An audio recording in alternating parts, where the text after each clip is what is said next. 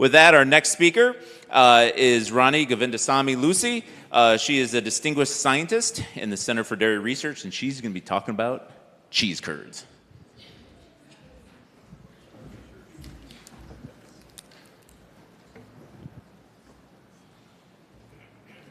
All right. Good morning. Thank you for the introduction. You heard a lot about milk.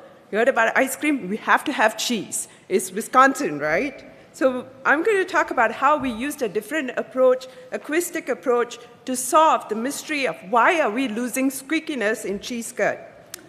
So for I'm from the Center for Dairy Research. We made the cheese there. We have capabilities to make cheese, make a lot of different testing. We also look at sensory, evaluate the products we made. These are my collaborators listed here. Maggie Becker is the student, PhD student. She just defended 2 weeks ago. Now she's in UK on vacation while I'm working. And what was interesting about this project is we collaborated. We took a different angle. We collaborated with the Communication Science and Disorder Department. So we worked with Professor Nike Garner-Taja on this project. So we used a material cheese science as well as acoustic approach to understand why is squeakiness being lost during storage. How many of you have eaten fresh cheese curds? If you have not, I have a delight in the middle of your table. There's some cheese curds you can taste and see how squeaky it is, what I'm talking about. But unfortunately, this characteristic property of the curds is lost 4 to 5 days after manufacture. So we were trying to understand in this bigger, broader view of this project, how can we extend squeakiness shelf life?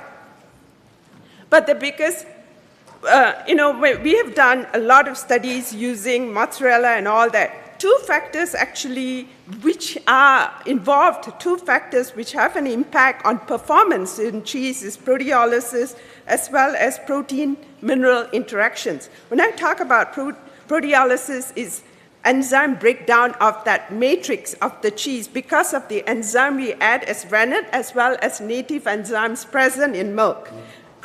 Mineral protein interactions, it cross-links the protein matrix, but these changes are occurring. Are these two factors contributing to squeakiness? That's what we were trying to understand in this project. So when we talk about squeakiness, we can think about a balloon analogy. If I take two inflated balloons and rub them together, it's squeaky. But if I let some air out and try to rub, there's no resistance. We don't have the squeakiness. So during storage, there are changes taking place to the matrix, as in the balloon, and it's weakening the protein matrix. We thought that those two factors are proteolysis as well as the protein-mineral interactions, especially calcium. So our objective was then, but to do measures, to do this project, the first question is, but we don't know how to measure squeakiness. There's no machine to measure squeakiness. So we wanted to develop methods to quantify squeakiness. So we did it two ways. One is using acoustic approaches, and second is train descriptive panels to act like machines to quantify and then try to also look at changes in the texture property of the cheese. Then try to correlate that acoustic properties with the textural properties. And then also determine, is the protein matrix breaking down due to proteolysis? Talked about enzymes breaking down the matrix and affects squeakiness. So we did this acoustic approach in the SPEN lab in UW-Madison. We were lucky enough to be able to get in to do this work and collaborate with them. And so what we did is we got 7 participants, used soundproof booths, and use sensitive microphones. And we then asked them to chew on squeaky cheese and non-squeaky cheese and recorded it. So here I can actually play, I hope. So that's a non-squeaky. This is a squeaky note. So we recorded them, and then somebody went in, we did 50 cheese, 25 non-squeaky and 25 squeaky in total, and they were done by 7 participants, and each of them were chewed 15 times. So we had about 5,200 recordings to go through to classify them either as squeaky or not squeaky. Fortunately, when we looked at the spectrograms, we could see a difference in the spectrograms between the frequency of 800 to 3000 hertz. So we could, using this technique, able to differentiate between squeaky and non-squeaky. So we were very excited. So then we also trained a descriptive panel using squeaky intensity, and we came up with a 0 to 6 scale, and these were the parameters, how we defined them. So then we wanted to study which cheese cut to use. So we went and studied this called Huustolipa cheese. This is actually a Finnish bread cheese. It was developed by Jim Path, who has since retired from CDR. He went to Finland, found this cheese, wanted to bring it back to US and developed it. Now it's being manufactured in Wisconsin and other parts. One of the important part of this cheese cut is that after it's made, it's immediately baked at high temperatures.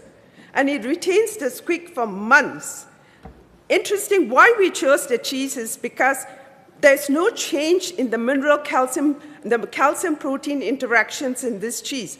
But there are changes in proteolysis. So we wanted to understand, is proteolysis related to squeakiness?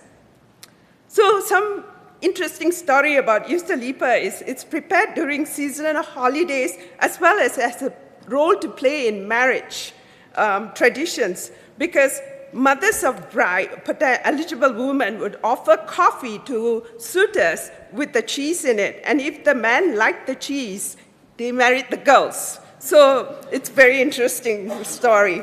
And this cheese originally used to be made in Finland and Sweden using reindeer milk. So these are images of the Huusta cut. To make cheese with different proteolysis, we baked them at different temperatures. Some were not baked, one batch was not baked, some were baked at lower temperature and some at higher temperatures. So we measured squeakiness using our audiology spectral power data. Here you can see that the squeakiness is decreasing with storage time. When we baked at higher temperature cut, there was no change. So we were able to produce different audio recordings based on how we baked it, different proteolysis.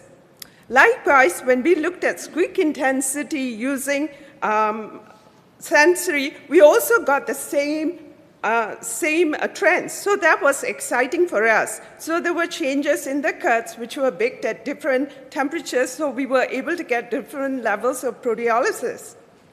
So here you can see, look at the correlation between the acoustic measurement as well as the squeak intensity from our sensory panel. We got an R-square value of 0.89. This shows you the proteolysis in the cheese cut. As expected, we saw an increase in proteolysis during storage time. And when we looked at the cuts baked at higher temperature, hardly any proteolysis. So there are differences in proteolysis. And this could be relating to the squeakiness difference we are seeing. We looked at correlation. Look at the correlation. Proteolysis is negatively correlated with the squeakiness. So we can see that there were correlation data.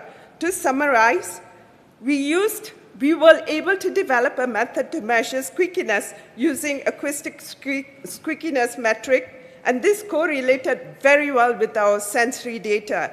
And proteolysis was negatively correlated with squeakiness. So high baking temperature, we were able to retain squeakiness during storage. Unfortunately, in the low baking temperatures or no baking, squeakiness was affected. So it's related to proteolysis. We now know how to quantify squeakiness, and we can understand what causes loss of squeakiness. Well, this is a AI-generated word cloud. Reason is that we were using advanced technology, so I wanted to do that. Last but not least, I'd like to acknowledge it takes a village to complete a project like this successfully, and I'd like to acknowledge all the people involved in this project, but the projects are not complete without the financial support from our Wisconsin and dairy farmers, as well as Dairy Innovation Hub, as well as Dairy Management, Inc. Thank you for your attention. Thank you, Rani.